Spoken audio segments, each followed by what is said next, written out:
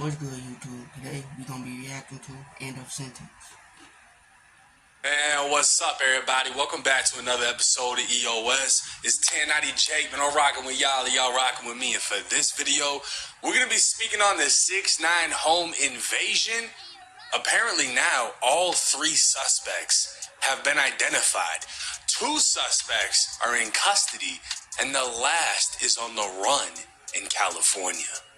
Now, you don't have to crash to my QR. All right, quick recap. Everybody knows. What do y'all think was gonna happen? 6ix9ine's home was home invaded, and this is the surveillance video. 3 guys come in. They have his mom in the corner there. The dog's walking around. He's got a big ass gun on him. They're going through the crib. They don't really leave with much. They do leave with some items, but this was a big case, and this was shocking for a lot of people because it's like, you know, they ran up in 6ix9ine's crib, and people would have expected either he would get hurt or he would get viciously robbed, and neither one of these things happened. So the news broke, and Pedro Rodriguez got picked up for the case, and there was a ton of evidence. I mean, it's like he's basically done. You know what I mean? If I had to bet money, I would bet the house that he's about to do dumb long in prison. So we're gonna... I think so too. You did a home invasion, bro. Why? Break it down again, but we're also gonna go over the co-defendant that's been picked up and the 3rd alleged suspect who's on the run. Now, this is Sergio Andrade, I don't know how the fuck to pronounce that, but he got booked on January 31st, 2026, and this is the alleged 2nd home invader. So let's jump right into his paperwork. Now, this is just going over the crime that took place. They responded to an armed home invasion robbery. Everyone that was there at the time is listed.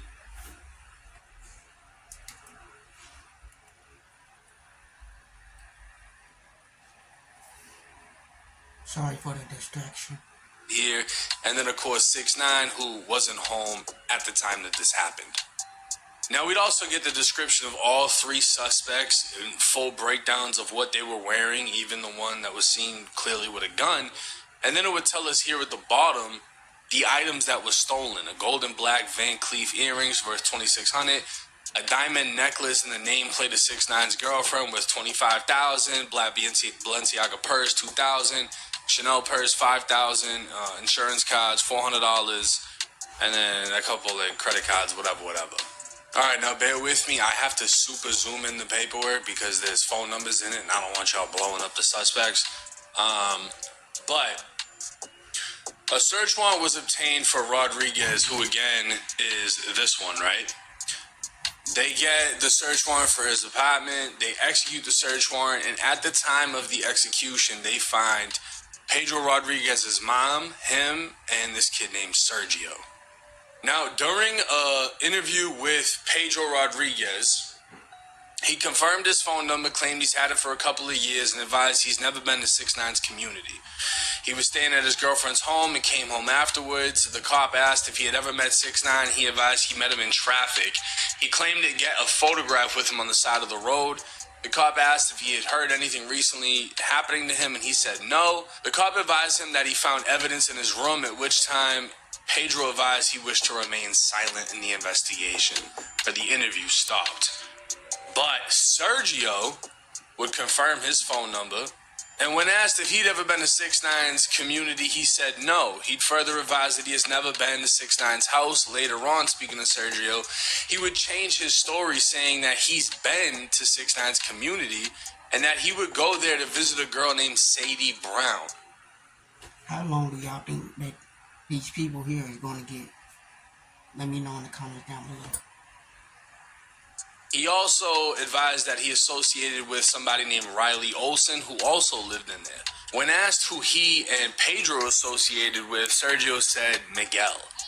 When asked for consent to go on his phone, Sergio said no. When asked to collect DNA, Sergio said no. When asked where he was on November 16th, he said he was with Pedro at night. Now bear with me, because the amount of evidence y'all are about to hear is gonna leave y'all with the same conclusion that I came to. These kids are done. Yeah. On December 20th, 2025, the sheriffs met with Pedro's mom, and during an interview with her, they went through the ring videos that she provided, and she advised who each subject was in the videos, meaning she identified her son and his friends. Yeah. Now, they can also be seen leaving the home and walking to a white Lexus determined to be Sergio's through documentation. And not only that, Pedro's mom would have... Why would you go do that in your own car? Come on, man. You gotta be smarter than this. advised Pedro was with Sergio and Miguel, confirming all of the identification. Basically, they have all of this. These guys leaving the house in these same exact fits, and they have this kid's mom telling the investigators who they are. Now, in summary, the video shows Pedro Rodriguez, Miguel Garcia, and Sergio Andrade all wearing similar clothing used in the home invasion before and after the crime. And on December 23rd, they received a phone call from Pedro's mom, who advised that she spoke to Sergio, and he said that he knows law enforcement is coming after him. Therefore, he is going to stay at home and wait for them. She further advised that Miguel is on the run and that the family put him on a train to California. They are all aware of how this is going to end. We don't even know what Miguel looks like. He's on the run to Cali. U.S. Marshals are going to be after that boy. 1000%. They're going to send the Marshals to go get him. Yeah. As far as the other two, they're done. And the mom, it seems like the mom is the fucking lead detective in this case. She's the one. Here's all the ring video. That's my son. These are his two friends. This one says he's home waiting for y'all to go get him. The other one's on the train over to California. Like, I don't know if she's the type of mom that's like, you know what, they made mistakes, they need to own up to it, or she's just oblivious to the fact that she's essentially burying her son. 1000%. And, I mean, to each its own. I can't blame her. It's her kid. And it's his mistake. But you're doing a lot of work for the police.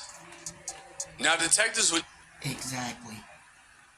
even interview the girl Sadie Brown, whose name came up during the interview with Sergio. During the sworn recorded interview, she says she knows Sergio and he has two friends named Miguel and Pedro, who goes by Rec.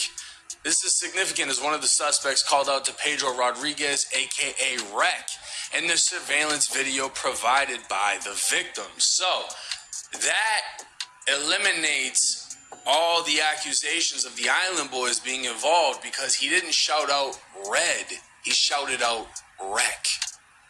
Right.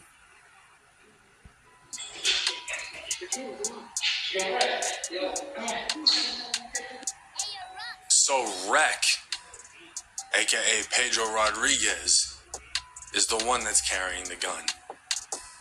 Now, the detectives would ask if she knew 6ix9ine lived in the area, and she said yes. And she advised that all three of them also knew that, as they had all talked about it before. And if you thought that they weren't stupid as fuck already, apparently there's a chat between Sergio and Pedro, right? I mean, these boys is cooked. I'm letting y'all know that now. And this is the details. Pedro, 6ix9ine is in Miami. Sergio, holy fuck. He leaked the store address on stream with Aiden. I looked it up. It's in Miami. His IG, nothing though. Let me know. I'm with it. Need a third and wheels. Pedro sends a video holding two Glock handguns, one with blue markings on the side. Sergio, where? What you copped? Pedro, on the way to get 43X. Sergio, we gonna be rich. Pedro, I'm doing this for us so we get rich. You already know what it is. Y'all gonna be rich in a jail cell, man. Pedro later sends a video of himself holding a black Glock 43X from the extended red magazine with a light mount attached. During the video, you can also see a portion of Rodriguez's tattoo on his arm. In his lap is another black handgun with an extended magazine. This is significant because when I reviewed the surveillance video from the victim's residence, they noticed Pedro holding a black handgun with a red extended magazine and a light mount attachment. Sergio, can Miguel even hold that bit right now? I'm using that bit tonight. The blank you with won't come on the lick. Lick is street terminology for committing a robbery. Pedro, I don't trust his ass like that. I don't know what time Miguel get off work tomorrow. Miguel got a fucking job. Why the fuck is Miguel doing this stupid ass shit? Sergio, 11-3. And they even reached out to Miguel's supervisors confirming that he had a job in the time that he worked. Pedro, no matter what happens, I love you. Sergio, told my mom I was with a bitch. Love y'all. Y'all gonna be loving each other for a long time in prison. A long ass time. I hope y'all boys is bunkies. You literally signing up texting, we gonna be rich. I'm doing it for y'all. I'm doing it for you too. I love you. I love you more. I bet. Stupid. Love each other in that fucking cell. You don't have to crash to get cash. Download the free Cash app. This is my fucking point. Miguel had a damn job and still decides to do this shit. Pedro's dumb as a motherfucker, clearly. Yeah. Sergio ain't got nothing to lose. They want to lose it all for each other. That's how much they love each other. That's real brotherly love right there. I'm going to throw away my whole life for you, homie. Yeah, me too. Fuck life. Fuck it. We only get one, but it doesn't even matter. During this conversation, Rodriguez sends Sergio a video and pictures of a firearm. You can tell it's Rodriguez because he's wearing a black jacket. One of the guns extended magazine. In the conversation, Rodriguez sends a screenshot and video of the surveillance video from the home invasion robbery saying, if I get a hotel tonight, you down to spend the night? Shit hot. We all gotta duck off just in case Troll or these blank 6ix9ine is in jail, gang, for a couple months. Sergio replies that they should leave Florida. This conversation is significant as they are admitting to being involved in the home invasion as well as possessing the same guns used in the home invasion. Furthermore, there are photos of a red vehicle with bullet holes, and Pedro texted, I was not even an inch away from getting head tapped. It grazed the car, flew past my head not even an inch because I was shooting back. So they're talking about this shootout that they apparently got into after the home invasion. And the red car, you know, it's the same vehicle that I showed y'all with the body cam when Rec got punched on by that girl for bumping into her car. Finally, during the conversation, Pedro and Sergio are talking about Miguel and how he has become weak by calling him a pussy. They say that Miguel was asking for the gun so he could sell it. Based on the conversation alone, it appears Pedro and Sergio were the ones who planned the robbery and recruited Miguel. These boys just retarded. I don't know what's wrong with people now. Miguel, they calling you pussy in the paperwork. I wouldn't be surprised if you flip and tell on their ass. As far as them two, they played.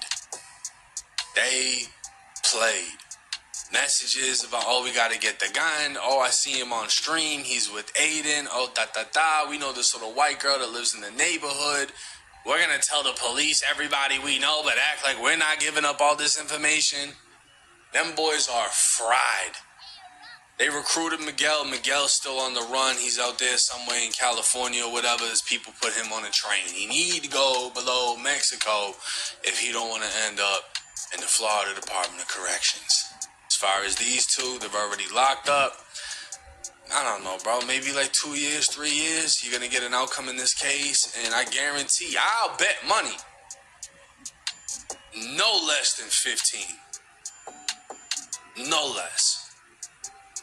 No less than 15 at all, even with cooperation. I don't see it. Home invasion, they fighting a life sentence. Home invasion robbery with the firearm, they fighting a life sentence. And that, I don't even know what the fuck this shootout shit is about, but they get hit with charges on that too. They extra fucked. There is way too much evidence in this case. This is a clear-cut example of crashing out. You hear somebody rich lives in the neighborhood, you're gonna run in there, you think you're gonna get away with it. And then when you see all of the videos and all of the evidence against you, you realize how fucking dumb you are. And that life isn't a movie, bro. Your mother gave them all the ring footage, identified you, your friends, told them this, that. The videos got the outfits. They got the videos that you sent to your boy with all the guns, planning to buy more guns specifically for this to happen. Hey, we should get away because we fucking did it, but we didn't get what we thought we were gonna get. None of us are rich. I love you, bro. I love you more. Love him in that jail cell. Show your kids this fucking video, right? Because if your kids do some stupid shit like this, nobody's gonna be sympathetic. The judge ain't gonna be sympathetic. The public isn't gonna be sympathetic. Exactly, man. The world just gotta change, man. Let me know what y'all think about the video.